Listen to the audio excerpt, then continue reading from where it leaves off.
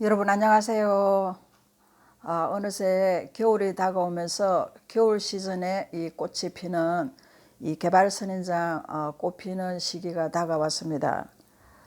오늘은 20년 이렇게 오랫동안 키워온 개발선인장, 그동안 오랫동안 키우고 또 관리하고 좋은 점, 특성, 또 이런 환경 이런 것들을 소개해 보려고 합니다. 이 개발선인장은 식물에 생긴 그 잎 모양이 집게 모양을 닮았다고 해서 크랩 캡터스라고 부르기도 하는데요. 또 이 꽃 피는 시기에 따라 땡스기빙 무렵에 꽃이 피는 이 개발선인장은 땡스기빙 캡터스, 또 크리스마스 무렵에 꽃이 피는 개발선인장은 크리스마스 캡터스라고 하는데요. 또 이 개발선인장은 겨울 시즌이 아닌 봄철 부활절 무렵 이스트 무렵에 꽃이 피는 이 개발선인장은 이스트 캡터스라고 이렇게 부릅니다.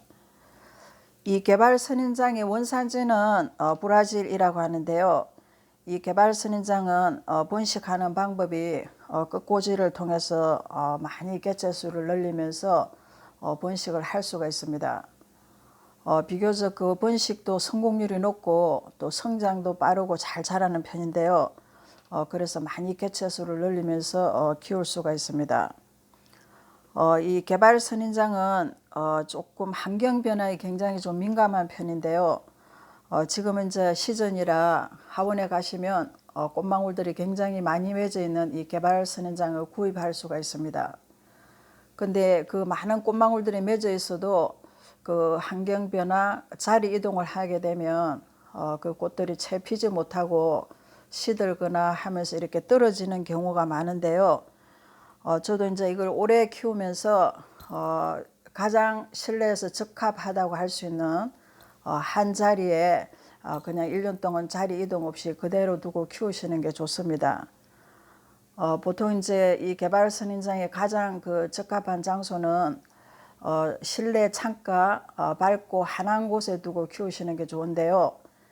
이 개발선인장이 직사광선을 받게 되면 오히려 그 식물의 잎이 화상을 입고 강택도 없고 주글거려 보이고 이렇게 자라니까 직사광선보다는 실내 창가 밝고 환한 곳에 두고 키우시거나 아니면 밖에서 키우시더라도 방근을 직사광선을 받지 않는 곳에 두고 키우시는 게 좋습니다. 그리고 이제 이 개발선인장은 단위를 거쳐야 꽃눈이 생기기 때문에 성장기 봄, 여름, 이 초가을까지는 식물의 이 그 흙 표면이 말랐다고 싶을 때 물을 주시면서 이렇게 키우시면 좋은데요. 이 꽃눈이 생기는 과정에는 화분의 흙은 약간 좀 건조하게 관리를 하시면서 9월 말 10월 초순경부터는 화분의 흙은 약간 건조하게 관리를 하시고 낮에는 밝고 환한 곳에 이렇게 그 빛을 받더라도 밤에는 불빛이 완전 차단됐다고 할 정도로 깜깜하게 해주셔야 꽃눈이 많이 생기게 됩니다. 그래서 저도 이제 이걸 오랫동안 키우는 가정 중에는 이 개발선인장의 그 특성이 있는데요. 이게 이제 오래 키우다 보면 개발선인장의 이 줄기가 이렇게 아래로 처지면서 자라게 됩니다. 그래서 이 식물의 그 줄기들이 계속 자라고 또 무게가 있으니까 한없이 이렇게 아래로 처지게 되는데요. 그런 과정 중에는 여러 번 가지치기로 해서 수영도 다듬고 또 오래 키우시다 보면 이 개발선인장의 그 특성이 무게로 인해서 오래된 그 목대 줄기는 약간 그 감목처럼 갈색으로 변하면서 이렇게 감목처럼 변하게 되는데 그런 것들이 그 식물의 줄기가 처지면서 무게로 인해서 이렇게 찢어지거나 꺾어지거나 이런 그 과정들이 있게 됩니다. 그래서 지지대를 해서 보조를 해주시면 그런 걸 예방하면서 키울 수가 있는데요. 저도 지금 가운데 오래된 그런 그 줄기들은 그 여러 줄기에 지지대를 해 주었습니다. 그래서 이제 이 식물이 전체가 처지게 되면 아래로만 가니까 이 줄기 위에는 거의 빈자리처럼 보이게 되는데요. 지지대를 해 주었기 때문에 위에도 이렇게 서서 있는 그런 그 줄기를 볼 수가 있습니다. 그래서 이 지지대를 오래 키운 거는 지지대를 해 주시는 게 좋고요. 그리고 이제 그 두는 장소는 거의 자리 이동을 하지 않고 그냥 1년 동안 쭉 그 한 자리에 두고 키우시는 게 좋습니다. 그리고 또 이 개발 선인장의 좋은 그 장점은 병충해에 굉장히 강한데요. 보통 실내에서 이렇게 그 식물을 키우다 보면 아무래도 실내 키우는 거는 통풍과 이런 그런 것들이 좋지 않기 때문에 병충해에 좀 약하거나 깍지벌레 또 이런 그 잔 거미줄 같은 게 생기는 것들이 많은데 이 개발 선인장은 한 번도 그런 게 없이 아주 잘 자랍니다. 그래서 한 번도 제가 이제 20년 가까이 이렇게 키워도 그런 거 병충해로 인해서 하초용 살포제를 한다거나 그런 걸 해주지 않고도 거의 건강하게 자라는 그런 그 장점을 가지고 있는 게 이 개발 선인장이고요. 그리고 이제 키우다 보면 아무래도 그 한쪽 창가를 통해 이 빛을 보기 때문에 빛이 고루 받도록 이렇게 한 번씩 얼굴을 돌려주시는 게 좋습니다.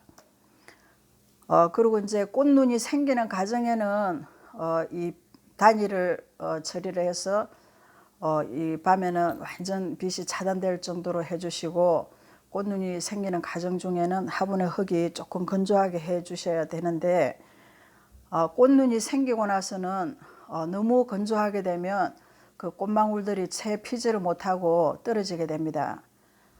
이 꽃들이 피게 되면서 이 강압성 활동을 하기 때문에 수분이 필요하게 되니까 꽃 피는 과정 중에는 화분의 흙이 너무 건조하지 않도록 해 주시는 게 좋고요.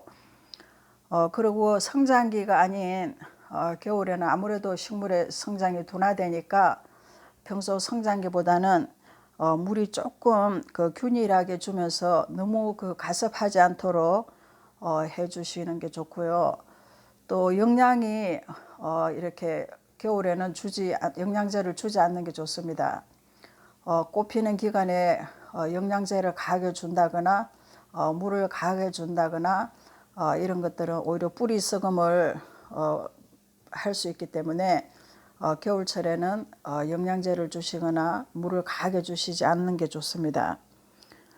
그래서 이제 봄이 오는 4월 한 이럴 때까지는 영양제나 비료는 주지 않아도 될 것 같은데요. 이 개발 선인장은 의외로 장수 식물로 10년, 20년, 30년 이렇게 오래 키울 수 있는 실내 이 하우스 플랜 실내 하초로서 아주 좋습니다.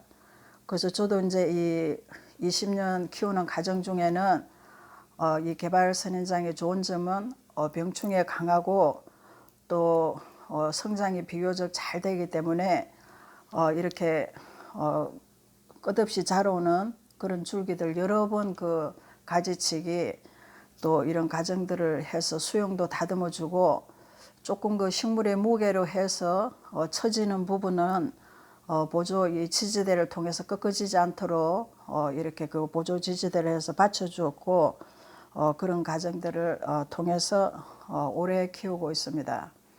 그래서 이제 올해는 이 개발 선인장 또 시즌이 되면서 꽃들을 이렇게 많이 피게 되는데요. 이 개발 선인장은 해마다 꽃 보면서 또 겨울 찾아오면 벌써 겨울이 찾아왔구나 이렇게 하면서 매년 키우는 이 개발 선인장을 소개해 봤습니다. 여러분 오늘도 좋은 시간 좋은 날 되세요. 감사합니다.